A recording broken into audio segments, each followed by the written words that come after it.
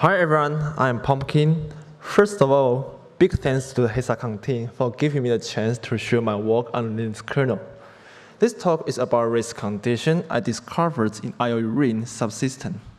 This race is interesting because it takes place in memory sharing and it actually came from a previous page, a page for a previous bug, which in turn was introduced by yet another bug fix. In this talk, I'll walk you through the details, just enough IO ring background, a deep dive into the memory sharing design, and 3 previous bugs that eventually lead to my race.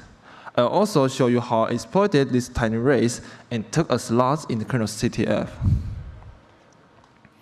I'm Pumpkin, and I work at the DevCore as a security researcher.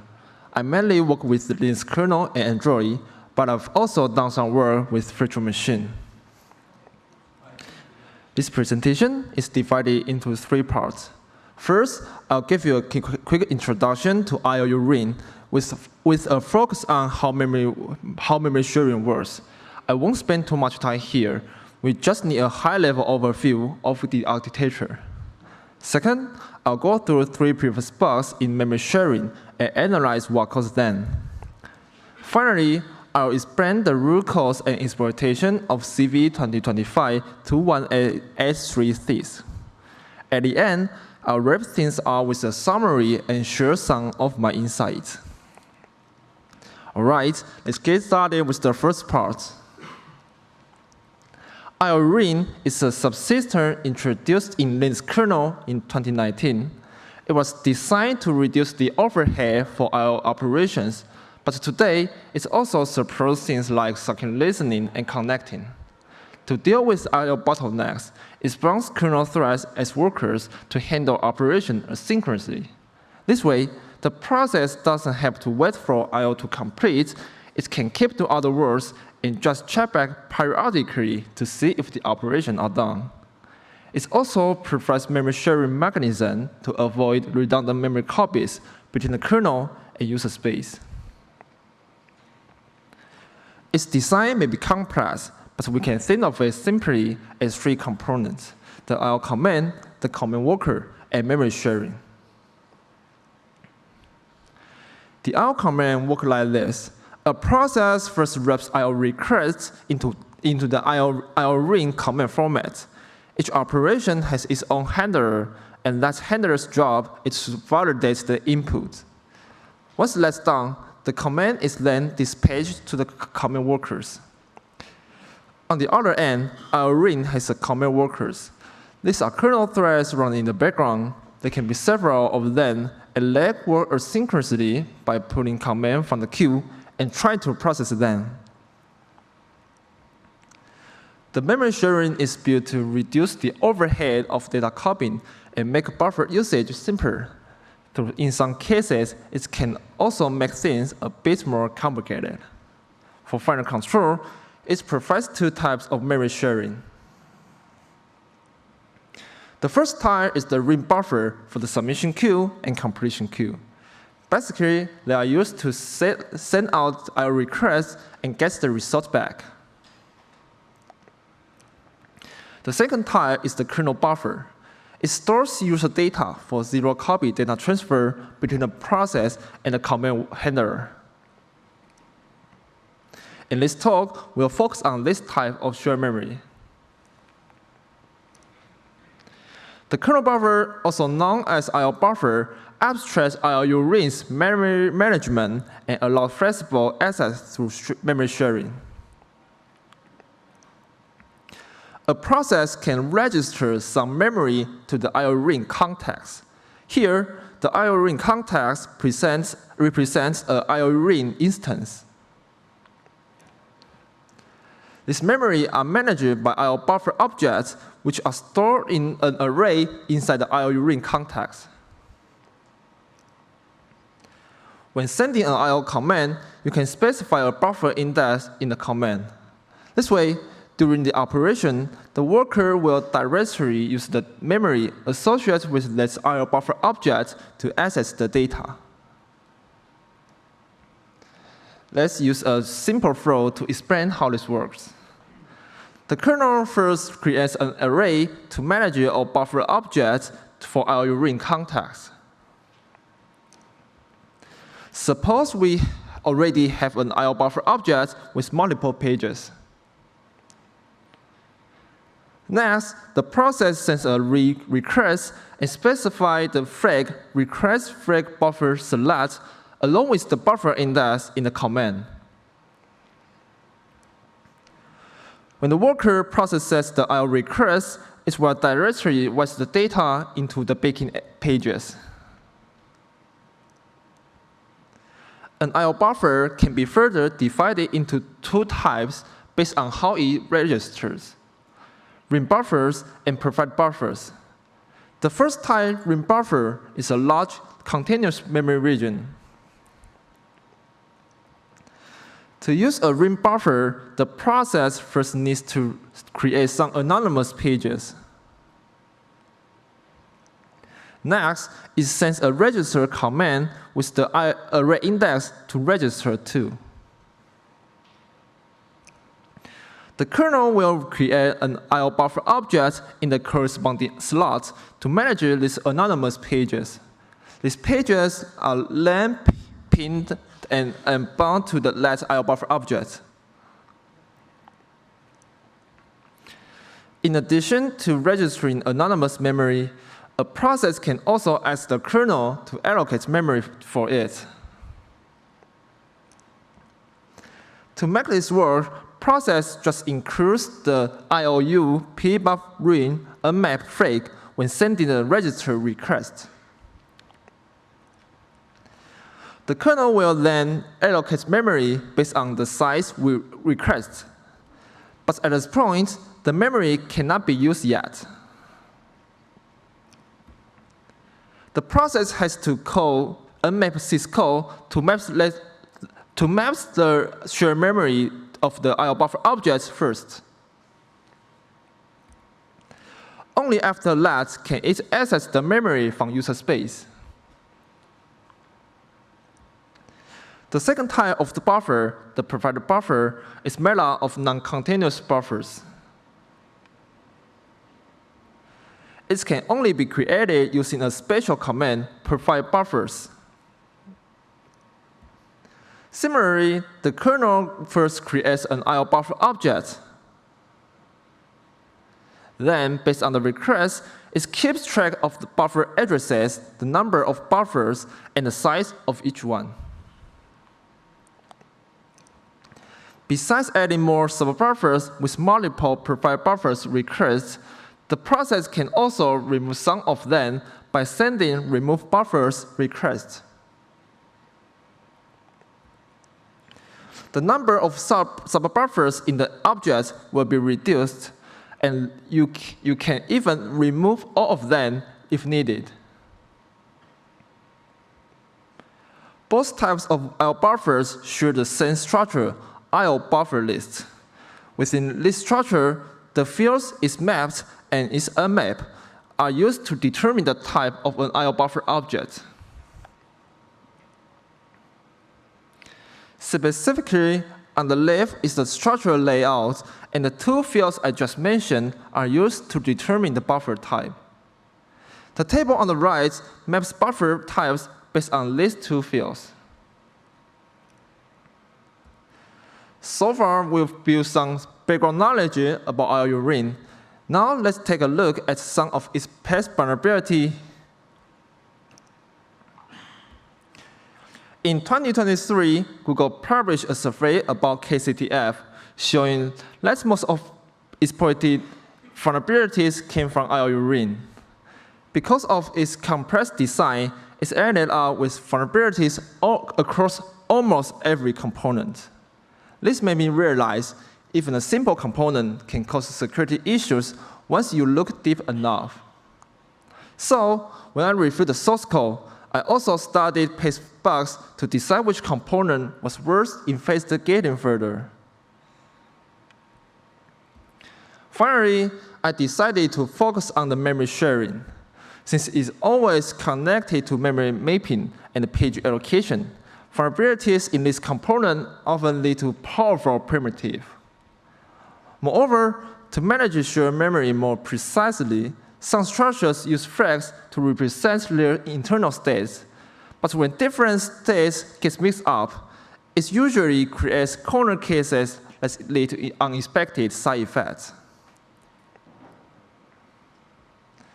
In this series of shared memory vulnerabilities, the first one is CV 2024-05S2. As I mentioned earlier, IO-RIN allows a process to register a memory region and maps it later. Internally, the function remaps PHN range is used to map the memory into user space. This function is a low-level function and its directory maps the physical address without updating the page's reference count. That means the IO buffer object is the only thing holding the ownership of that page. But here's the problem. Since IO-RIN doesn't keep any references for the map's memory, if the process unregisters the IO buffer object, the handler will release the page along with the IO buffer. However, the corresponding physical address is still mapped into the user space, which results in a use after free on the page. To trigger this vulnerability, the attacker first needs to register a RIN buffer with the flag IOUP_buff_RIN unmapped. Then invoke a map sys call to map less memory into user space. Note that this memory mapping doesn't increase the reference count of the page, so the IO buffer is responsible for managing its lifetime. Next, we unregister that IO buffer object. This releases not only the object itself, but also the underlying pages. Finally, those free pages are still accessible through the previous memory mapping, which leads to a page used after free. There may be few ways to fix these vulnerabilities. For example, blocking the unregistration of the map's IO buffer object, updating the page reference count via virtual memory area operator, or adding some object fields to track the mapping states. In general, all these methods focus on managing the object's lifetime properly. But the developers introduced a new feature that defers release these pages until the process destroys the IOU-RIN context. In the page, a new linking list field called IO_buff_list was added into the context structure. During the registration, the pages will be indirectly added to the linking list. When the IO buffer object is released, its pages are not free. They are still remain in the IO buffer list. So later on, when a process tries to access the map's memory, it won't cause any problems. Not sure, but introducing a new feature seems not a good enough solution because more code means more potential issues. Moreover, the mapping should be tracked more reliably. Even if the deferred release works, it probably just fixes the issue on the surface. In my opinion, even though it's not directly related to the following vulnerabilities, these pages show that IOU-RIN mixes functionality with lifetime management, making it difficult to control object lifetimes. While facing this vulnerability, another lock dependency issue was also discovered, a circular lock between the IO-RIN context lock and the memory management lock. Let's assume there are two processes, process 1 and process 2. Process 1 registers an I/O buffer using the pseudocode shown on the left. The handler first acquires the mutex lock for the I/O URI context, then handles the page fault if the address is not present, and finally creates a new I/O buffer object. Process 2 maps the I/O buffer using the memory mapping pseudocode shown on the right. Before mapping the shared memory, it sequentially acquires the memory management lock and the context lock. If both processes run concurrently, process 1 runs first and successfully acquires the context lock. Meanwhile, process 2 invokes the unmap handler and hosts the memory management lock.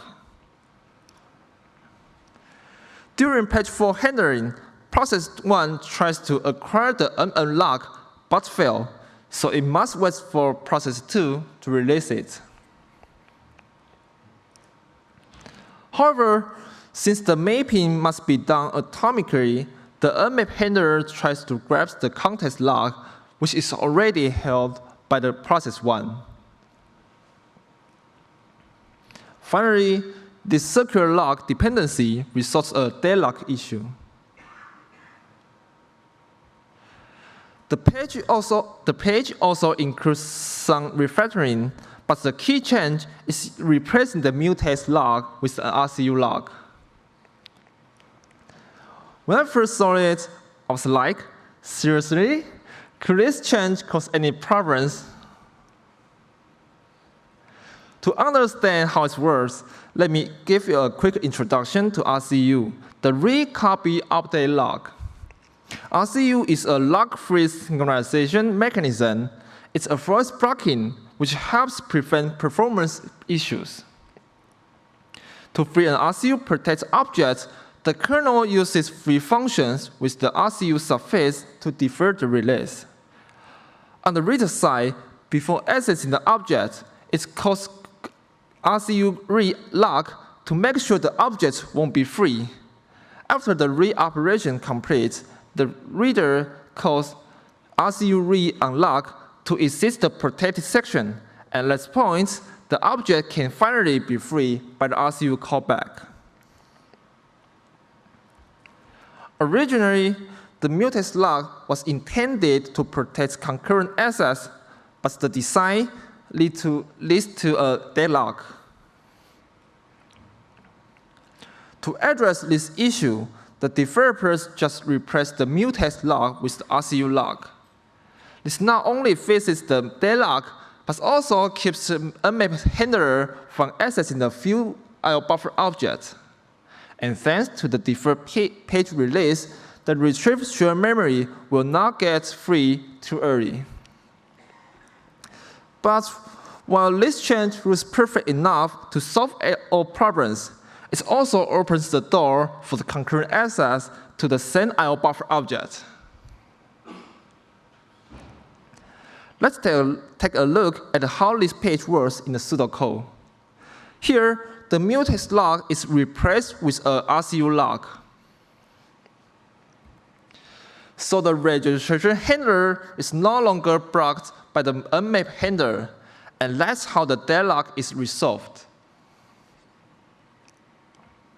But the registration handler can now race with the memory mapping handler, planting the seed for potential problems. The page addresses the lock dependency issue, but on the other hand, an I/O buffer object can now be modified and accessed at the same time. Is there any place that modifies the I/O buffer object? If we look back at the release process, we can see that the I/O buffer object isn't free immediately when its ref count drops to 0. Before actually freeing the object, the handler tries to clean out some resources and resetting its fields. So this brings our question: what happens if the unmapped handler and the resource cleanup process run at the same time? Again, let's assume there are two processes. Process 1 unregisters an IO buffer, and the handler first tries to retrieve the IO buffer object and decreases its reference count. If the reference count drops to 0, the handler resets the IO buffer object and releases it. Process 2 remains the same. It invokes a map syscall to map the IO buffer object. This time, process 2 runs first. It retrieves the IO buffer object and then passes the check for the mappable IO buffer. Then process 1 unregisters the corresponding IO buffer object, calling the init list head function to reset the buffer list field. The buffer list is actually a union field shared with the shared memory pointer buffering.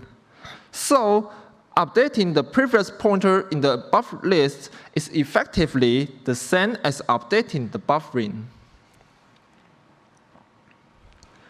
Initially, this union field was used as buffering, and it points to a shared memory.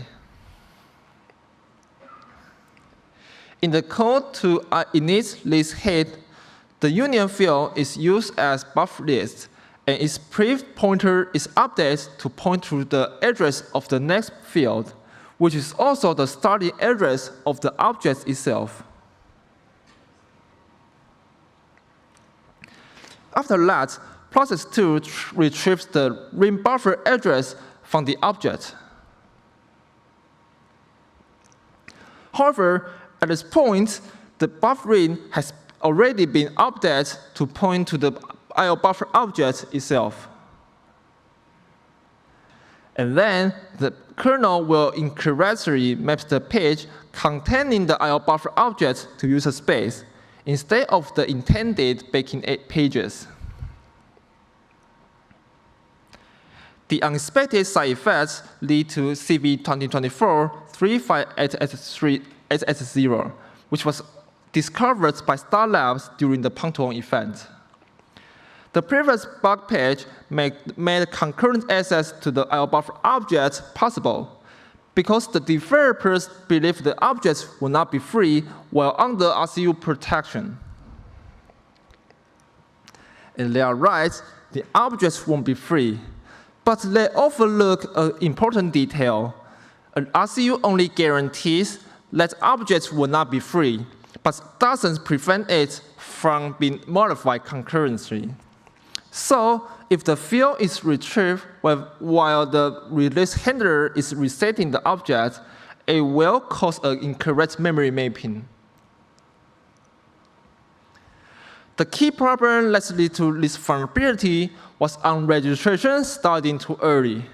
To fix it, the developers added reference count updates in the unmap handler. This means the unmap handler will no longer map the IO buffer object once its reference count has to drop to 0. After the page, the unmap handler now tries to take a reference before using the object. If the reference count has already reached 0, the mapping will fail and the ring buffer can't be retrieved. In other words, the reset process will not be executed while mapping an IO buffer object. By now, several mitigations have been applied to the shared memory. Let's quickly summarize. First, deferred page release prevents the map's memory from being free even after the IO buffer object has been released. Second, the RCU ensures the IO buffer object is not free too early. Finally, the reference count update in the unmap handler prevents concurrent fields retrieval while the object is being reset. So, does this mean it's now unbreakable? Of course, the answer is no, and that is exactly why CV 2025-21-836 exists. Dive into the page for CV 2024-35880. We can see that concurrent access to an IO buffer object is still allowed. So even with RCU and RefCon protections in place, potential risk conditions may still occur. After some analysis, we found that besides on registration, registering an existing IO buffer object also modifies some of its fields. This kind of registration, also referred to as upgrading, is designed to reuse an empty profile buffer as a ring buffer, thereby reducing memory reallocation overhead. The upgrade is implemented in the registration handler, so let's revisit and see how it works. After including the upgrade operation, the pseudocode has become more complicated. But we only need to focus on two parts. First, the check for upgrading an IO buffer object only allows the provided buffer to be empty, meaning that it must not contain any subbuffers.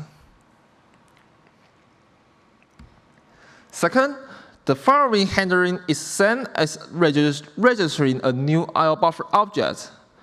But since the provided buffer is already in array and its reference count is 1, reinitialization in here is not actually necessary. While these dummy operations may look a bit odd, in theory, they are harmless. More precisely, the only place where the reference count gets updated is in a map handler, but a provided buffer isn't allowed to be mapped. This means the reference count of the provided buffer always stays at 1, and setting it to 1 again doesn't cause any problems. However, when we dug into the real implementation, we realized those assumptions were fragile.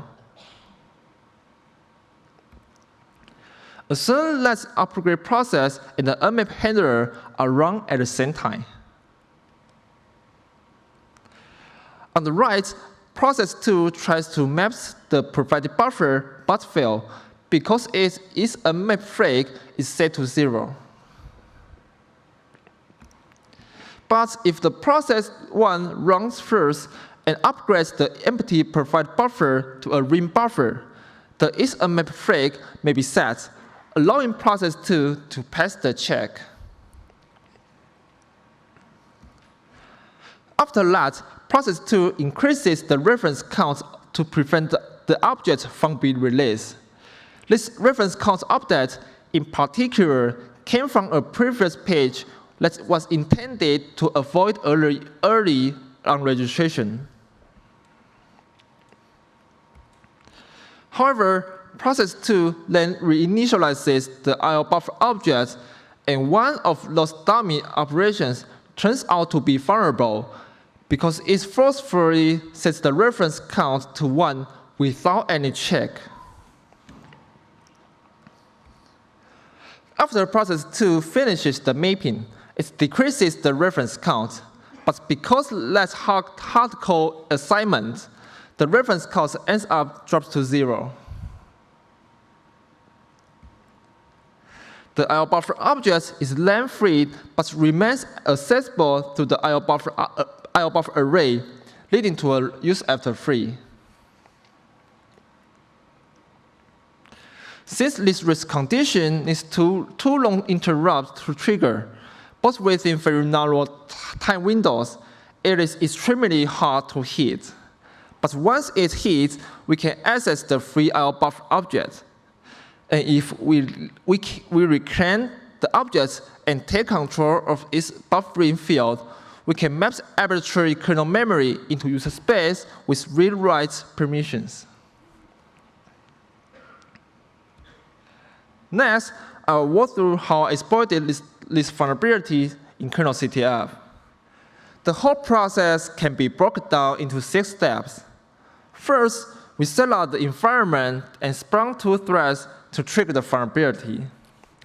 We then use the return value of unmapped syscall as a side channel to check whether the race condition succeeded. Once we succeed, we wait about 5 seconds for RCU callback to free the IO buffer object. Finally, we return the free object, maps the kernel variable co-pattern into user space, and overrides it with the path to our binary. When we trigger the segmentation fault, our binary gets executed, and that is how we get a flag. We can further group LAN into 3 parts to expand the details. The first part is reclaiming the victim IO buffer object. The IO buffer object can come from different slabs depending on its type. The provided buffer is allocated from kmalloc64 CG, so we can reclaim it by spraying message object. After the vulnerability is triggered, we need to wait 5 seconds because kernel CTF uses 3 RCU. This RCU type freezes objects in benches, so the object can stay alive until the drain phase expires, which is 5 seconds. Once we've identified a candidate object to reclaim the free IO buffer, part 2 explains how we determine whether we win the race and how we hijack to co-pattern to get root. If the race doesn't hit, the kernel won't panic, and the object reference count will be 1. This allows us to remap the IO buffer and use the return value to determine the results of the race. If it gets back a valid pointer, the object is still alive, so the race didn't work.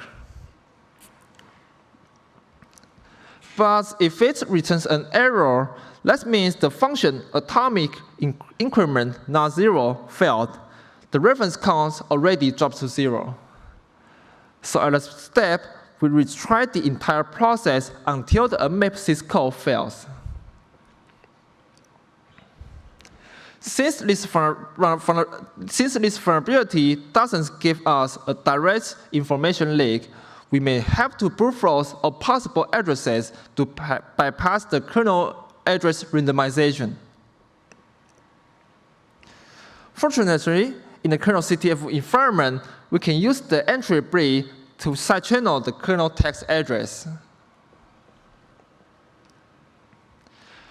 Using the address, we can control the corresponding buffering field in the message to set it to the co-pattern address.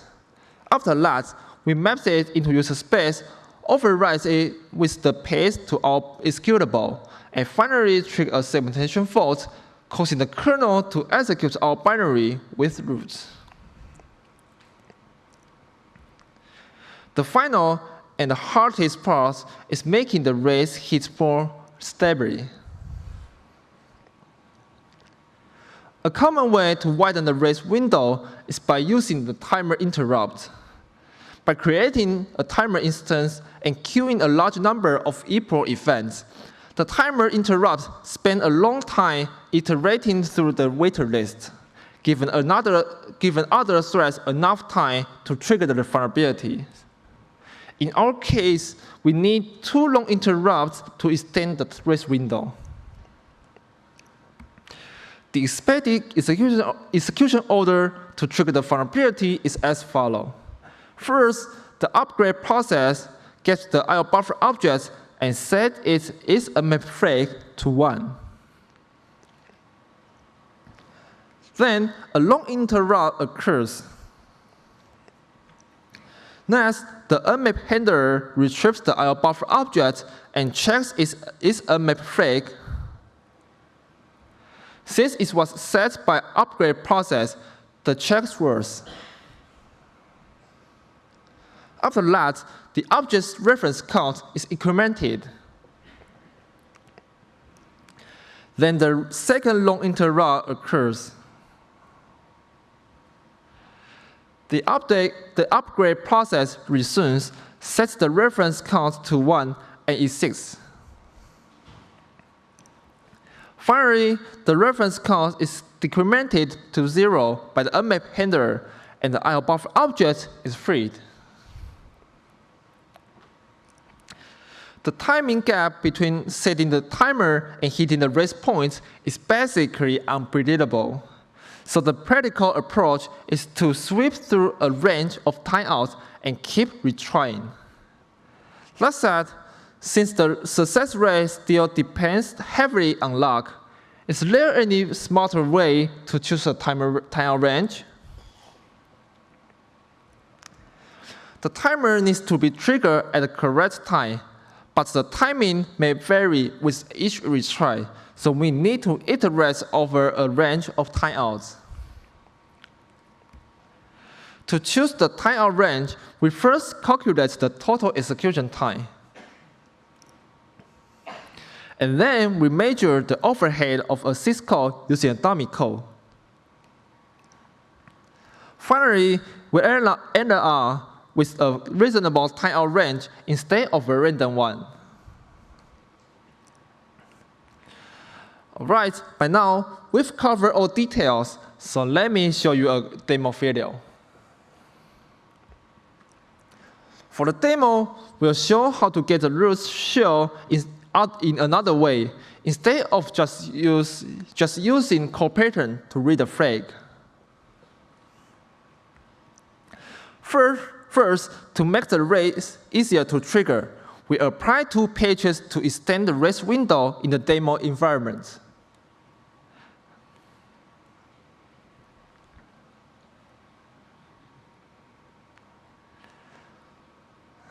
After boot, we check the user ID and the kernel version.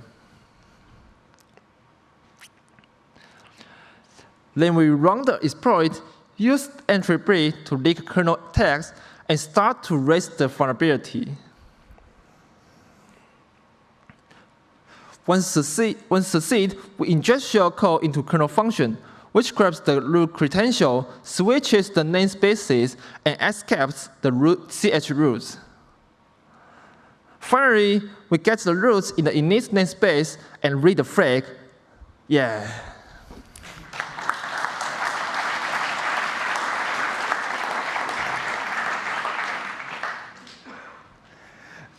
In fact, the success rate in kernel CTF environment is pretty low, which makes me wonder if my submission was even valid.